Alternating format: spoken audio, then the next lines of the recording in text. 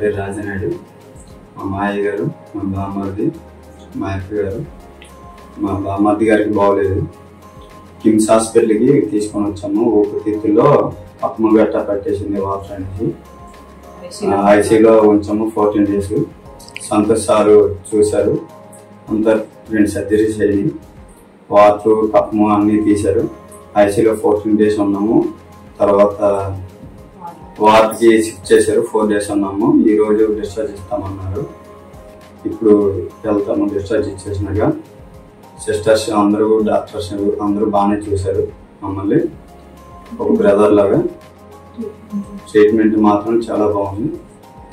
కిమ్స్ హాస్పిటల్లో చాలా బాగుంది. అందరికీ థ్యాంక్ యూ మా తరఫున.